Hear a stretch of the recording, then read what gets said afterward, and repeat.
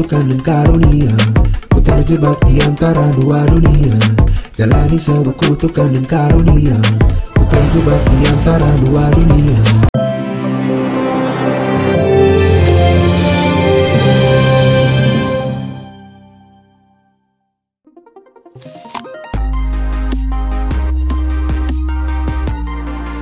Siapa yang tak kenal dengan Arya Saloka?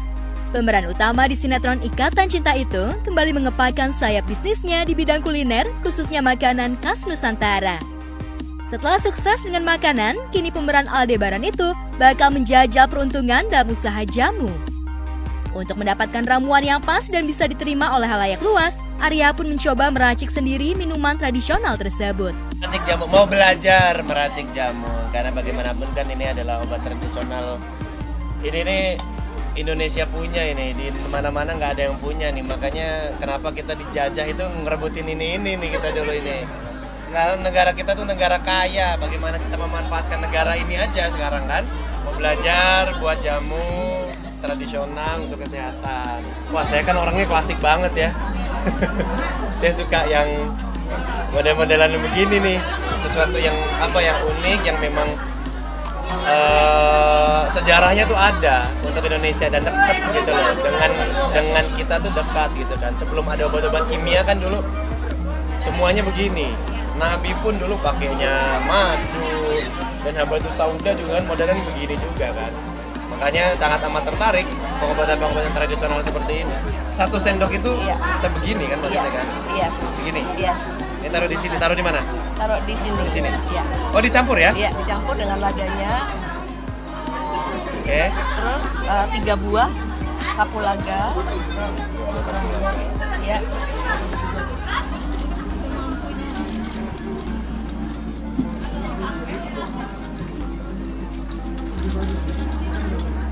Udah keparut belum sih? 3 hours later. Masih begini. Ke tengah. Inilah ya. Ya. Nah, biasanya kita aduk.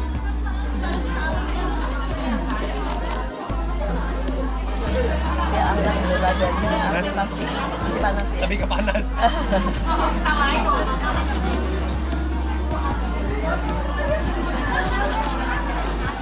Wah, ya enak banget di tenggorokan ya. Iya. Ya, ini lebih strong banget. Iya.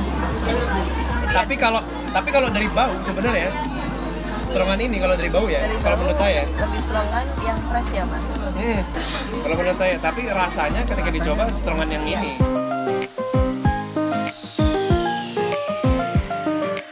Lantas, apa yang membuat Arya tergerak hatinya untuk membuka usaha minuman khas Nusantara tersebut yang sejatinya hanya dinikmati oleh orang-orang tertentu saja?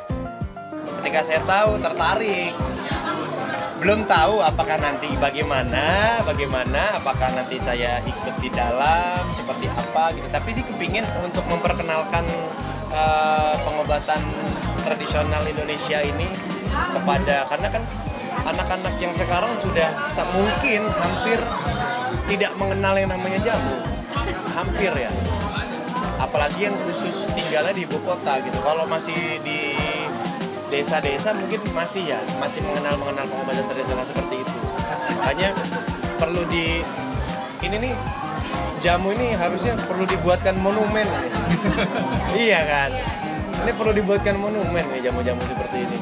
Makanya yang beberapa kali pernah saya bilang juga, kayak di waktu itu di podcastnya Mas Helmi juga, kalau dibilang Indonesia nih merdeka, menurut saya itu masih belum merdeka. Kita masih dijajah loh sama makanan-makanan asing loh.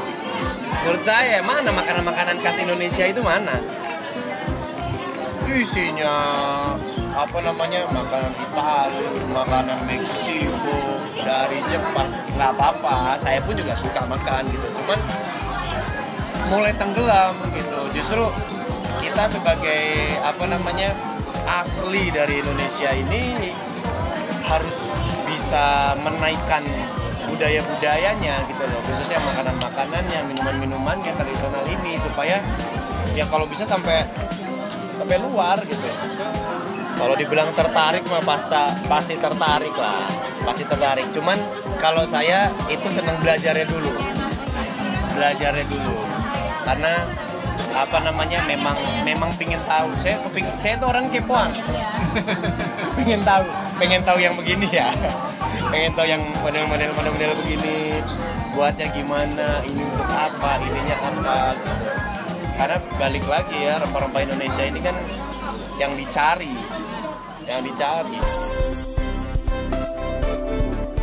Bagaimana cara Arya membuat konsep jamu yang bisa menarik kaum milenial muda untuk bisa minum jamu?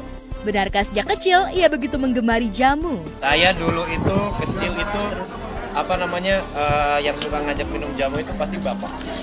Jadi kalau setiap pagi itu selalu ada jamu-jamu yang suka lewat itu loh, pakai sepeda atau apa yang ada kunyit asam, terus ada beras kencur, terus apa namanya tapi biasanya bapak itu suka ngajak itu setiap malam untuk ke jamu-jamu yang kayak model-model begini nih, yang seduhan begini, ya kemasan. Selalu minum terus habis itu biasa terakhir kan biasanya kita dikasih jahe itu, kan dikasih jahe. Itu selalu rutin, seminggu itu berapa kali ya? Selalu hadir sana sama bapak, sama ibu, sama ayah, sama Yeah. Kalau di rumah kan mungkin bahan-bahan seperti ini tidak lengkap kan. Tengah kesibukannya untuk menemukan rasa yang pas pada jamunya, Arya juga tampak bahagia menyambut bulan suci Ramadan. Meski tentu saja bulan Ramadan, Arya disibukkan dengan kegiatan syuting Ikatan Cinta. Lantas adakah tradisi turun-temurun keluarga untuk melakukan ziarah kubur kepada keluarga atau kerabat yang telah tiada? Kan itu budaya, nggak apa-apa, mau ngelakuin, oh gitu. Kalau saya sih ziarah, enggak, karena di Jakarta sendiri tidak ada yang diziarahkan juga. Semuanya kan di Jawa. Kemarin kakak saya yang sepupu paling tua dimakamkan di yang saya di Semarang gitu. Ya biasanya mungkin kalau lebaran biasanya lebaran baru diajak cekar biasanya.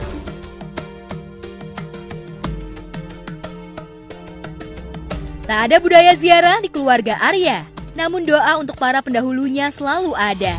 Dan yang paling membuatnya bahagia adalah puasa di tahun ini tentu saja sangat berbeda. Perbedaan itu lantaran tepat pada awal April nanti, ia bakal berangkat untuk menunaikan ibadah umroh di Tanah Suci Mekah. Lantas benarkah Arya bakal memboyong keluarga, khususnya anak dan istrinya, untuk ikut beribadah umroh ke Tanah Para Nabi? Umroh, insya Allah saya umroh April tanggal 4. Insya Allah, kalau masih dikasih kehidupan ya. Ya saya nggak tahu, habis dari sini gimana saya, ya kan? Insya Allah tanggal 4 April saya berangkat umroh, Ramadan di sana, karena kan nilai ibadah umroh pada saat bulan Ramadan itu kan sama seperti haji.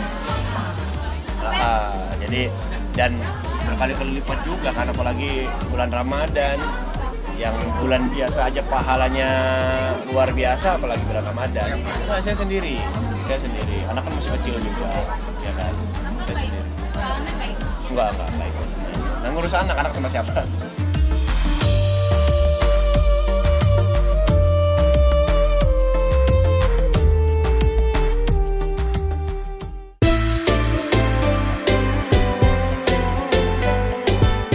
Hafiz Indonesia 2023 baru saja kembali hadir ke tengah-tengah para penonton. Semua kontestan bersiap untuk bisa berhasil ke tahap selanjutnya. Selain hafalan, mental para peserta untuk bisa berdiri di hadapan juri dan penonton yang hadir di studio juga menjadi faktor penentu. Untuk menjaga itu semua, ada Irfan Hakim. Selain menjadi host, Irfan juga menjadi pendamping agar peserta rileks saat di depan para juri.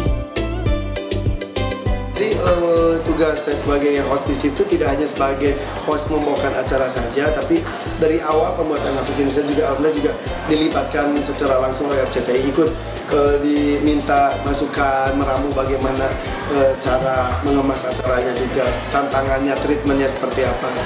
Nah, tugas aku juga tidak hanya sebatas membawakan acara, tapi mendampingi peserta supaya tidak gugup. Itu tuh susah banget berdiri di tengah panggung besar, dilihat banyak orang, lampu banyak, kamera banyak di depan juri langsung itu bukan sesuatu yang mudah, dan itu juga harus bikin mereka nyaman. Itu yang pertama. Kalau mereka nyaman akan keluar kemampuan seperti itu. Awalnya memang masih banyak yang tegang, banyak yang kurang siap, banyak yang masih membaca situasi dan sebagainya.